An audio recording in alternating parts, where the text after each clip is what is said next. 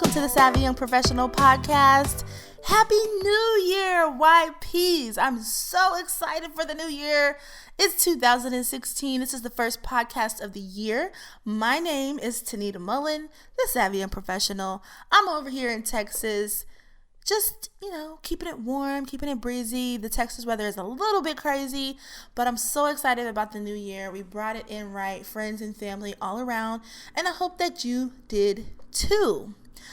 So, I already recorded this episode, most of the details that I'm going to talk with you today about, but I wanted to re-record it because I actually recorded it a few days before the new year, and I thought that if we were going to put it out this week, I should just re-record it, I wanted to be in the now, so this is a fresh podcast, first one of the new year. We're going to be talking a little bit about 2015. I'm going to talk to you about some books that I had the chance to read in 2015, and the one that impacted me the most, the one that was just amazing. I'll give you a little bit of insight about that one. And lastly, I'm going to tell you about some things that you should probably keep in 2015. So to kick it off, 2015, for me, it was a great year. The Savvy Young Professional, we had some great guests on the show, down to the very last person that we interviewed for the new year, Dominique Brown. He talked about stepping your money game up. If you didn't listen to that one, you have to go back and listen to it. It was really, really good. And this is the time of year that people tend to really keep an eye on their finances. And so if that is you, just one episode back, listen to Dominique. We had a really in-depth conversation. He called himself the Kanye West of credit. If that's not interesting, I don't know what is. So go back and check that out. But I had a chance to interview some people that I respect in their respective industries. I had the chance to talk about all the things that I know you want to hear and that help you to level up. Most importantly, just the conversations that I had the chance to have with the people that listen to the Savvy Young Professional podcast and visit the website.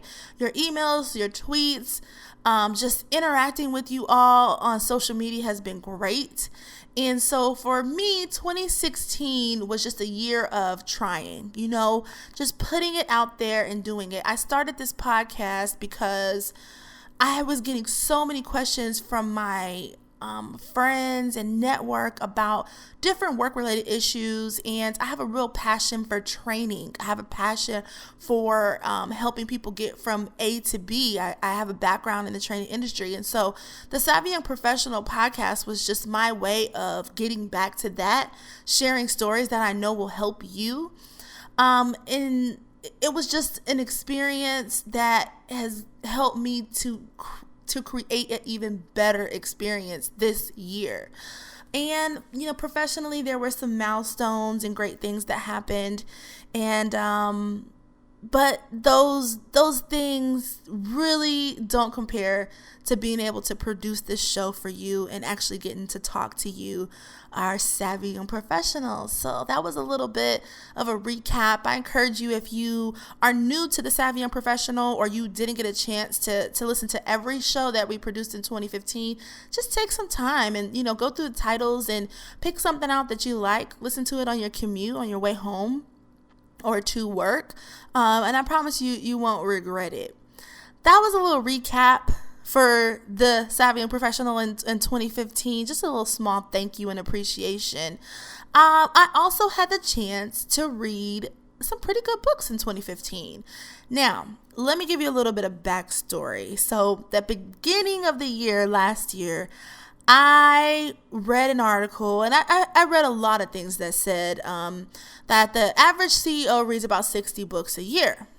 Now, I like to read. I love to read. So I thought, let me put a goal. Let me put an actual number on the amount of books that I'm going to read this year. Why not start with 60?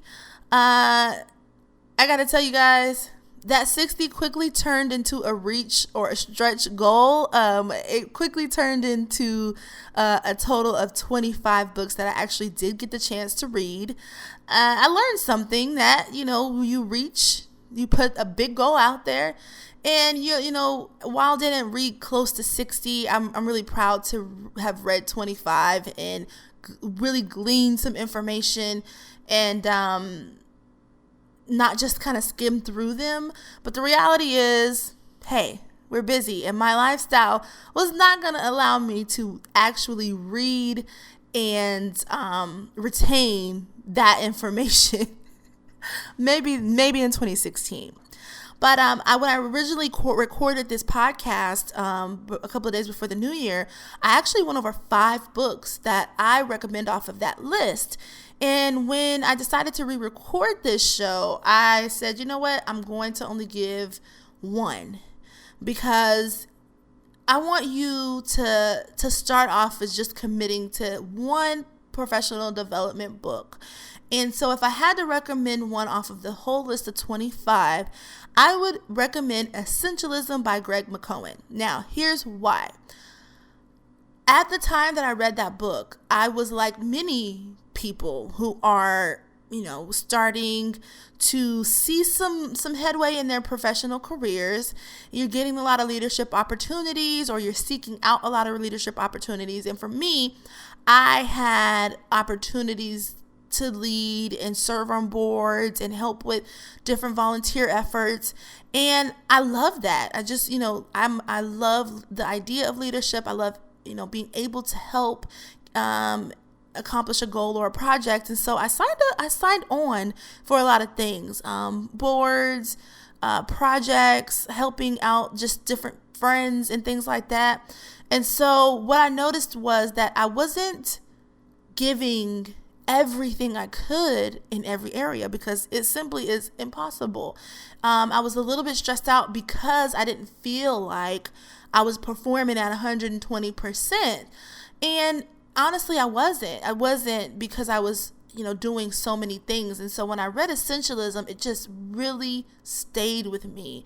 And I'm not going to give too much away, because I want you to pick this book up, and I'm in no way endorsed by the author. This is really a personal story. But I read it and I just said to myself, what is it that I want to lead with? And I want people to know about me. And are the things that I'm doing heading in that direction? Are the things that I'm doing painting that message? If I'm showing up late to a meeting, or if I have to delegate so much, and I can't be as involved as I want to, is that the message that I want to send? And it wasn't. And I had to realize that while you get opportunities as you move up and through your career, you can't take every single one.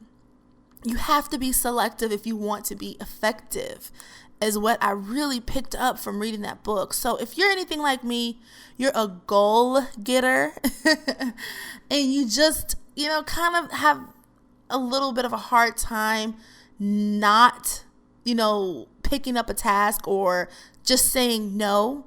You might want to read Essentialism, because it is a book that I recommend to anybody who is trying to streamline what it is that they're doing and is trying to build a personal brand, frankly. And that's my book recommendation for you for the next year. I'm not going to leave you high and dry. You can go to unprofessional.com and find out the actual 25 books that I did read. And I'll even give you the other 4 that I recorded the first time. But I just thought that one was the one that stood out. So go to unprofessional.com if you're listening to this, and you can go back and you can see all of the books that I had the chance to read in 2015. And it was not 60. So don't be prepared for 60. It was definitely 25. Next on the list of things that I want you guys to know going into this glorious new year, there's some things that you are going to have to give up. There are some things that you are going to have to leave behind in 2015. And I made a little list of 3 things that I think you should leave in 2015 if you really want to take the lead in 2016. The first one is the idea that someone owes you. And what I mean about that is I hear so many professionals, especially young professionals, tell me that they've been working at this place for X amount of years and they're ready for a raise, or they're ready for some recognition. They are ready for a promotion, something telling them that they are doing a good job. And I have to tell you, when it comes to business, when it comes to corporate life or anything, there are going to be times where you're not going to get everything that you think you're owed. And there are also going to be times where you have to take a look at your situation and ask yourself, am I really owed this? Business and any structure of business is not designed to give you what you want. As a leader, as a person who is a savvy young professional, you have to be prepared to take what you want. You have to be prepared to work for and plan and get a goal together for what it is that you want. I think you have to leave in 2015 the idea that somebody's going to hand you a promotion or a raise just because. Those days are not there anymore. I don't know if they were ever there, to be honest with you. But maybe at one point in the work world, you just go to work and you get your raises and it happens like that. But there's so much talent out there now that that's just not possible. And if you really want to know, you can go back and listen to my episode that we did with Dina Potter, and she talked about, the human resource world, her area expertise, and how much talent is out there. So professionals, savvy young professionals, you have to be ready to navigate the waters of your career, and you cannot expect anyone else to do it for you. So leave that back in 2015 if you want to level up. Second thing you have to leave is the idea that you don't know. I hear that all the time. I want to get certified in this certain thing, but I don't know where to start. I don't know. I want to talk to my boss about possibly having a flex schedule, but I don't really know what to say. I have to tell you, as a person that produces the podcast, this is one resource for you. And I even use this as a resource for myself because I'm listening to the people on my show and I take notes and I take action on the things that they're saying. We have the internet and we have so much information at our fingertips. It is not profitable. And I'm going to use profitable because I know most people want to make more money. It's not profitable or the best use of your time to just say you don't know. And especially in the workplace, when you say that, you're telling people that that not necessarily you just don't know, but that you're not going to find out. When I hear people say, I don't know, and they end with that, and it's something that they really want, it makes me feel like they're never want to get it, So I just advise you to really be proactive in what it is that you need. And even if it's just a fact or one thing that you have to find out, just use all the information at your fingertip. Use your employees, the people you work with, your parents. We talked about that with Dominique Brown in the last podcast. Ask your parents about their money history if you don't know where to start. You'll learn some things even if they don't have all the best stories to tell you. So just use your resources around you and no longer say that you don't know. Lastly, the idea that I want you to give up, last idea in 2015, is that you have to do things alone. You don't have to do things alone. And I know that's kind of ironic after I just gave you this whole thing about no one owes you and you have to find out information. And that's still true. There's a level of work that you have to do before you get to this step of reaching out and involving people in your goals. But when you've done some of the legwork and you reach out and you ask for help, it will come to you. I know it's so easy to say I can do this project alone. I'm very talented. I have all the skills and the information, but there's something about pulling in your network. There's something about calling someone up and saying, hey, look, I've done a lot of research and I'm kind of stuck at this point. Can you help me? I'm telling you, it works wonders. Don't close yourself off to opportunity. Once you get to a point and you truly get stuck, just ask for help. Ask your peers, ask your network, ask your boss. I mean, there's nothing wrong with that, especially if you've done the work in the beginning. People love to help, but they want to know that you've helped yourself to a certain extent. So don't get trapped in the idea that you have to do every single thing alone. Build your tribe, build a network. Tell people the projects you're working on. A personal story for me was when I started the Savvy Young Professional, I didn't tell anybody. I just put it out there and did a little bit of SEO, and I was like, okay, people will find out in the world, and they did. But my immediate network, they didn't know. There were people who were very close to me who had no idea that I was producing this show that was extremely helpful. And the feedback, one of the things that I got back was, well, why didn't you tell me?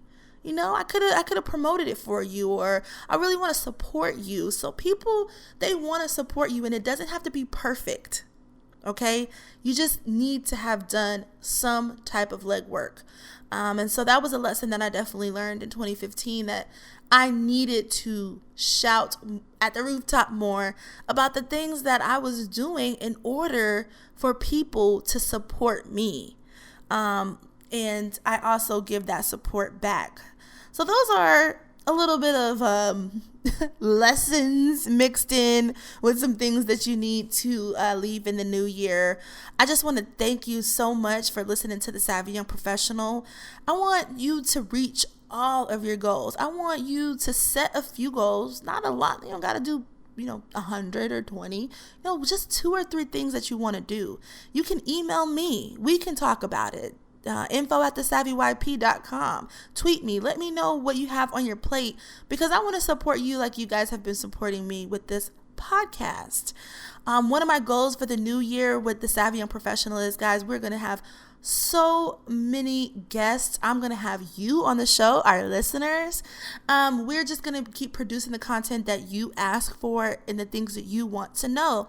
I will be doing more speaking in 2016. So if you're interested, or that you want me to visit your city, you can also email me, info@thesavvyYP.com. And live events. Our first live event is kicking off here in Killeen, Texas, Central Texas. You can find out about that on the website. Everything's on the website. You can find more about that on the Savvy Young Professional. But I decided to put that event on the calendar. I'm having it this Saturday. It's a leadership brunch. It's going to be amazing. But that was me taking the lead on my goals this year. So if you want to see this live interview-based type of event in your city, just let me know, and we could probably make that happen. Once again, I thank you. I hope you have a great new year. And you already know what I'm going to say, guys. Keep it savvy, YPs.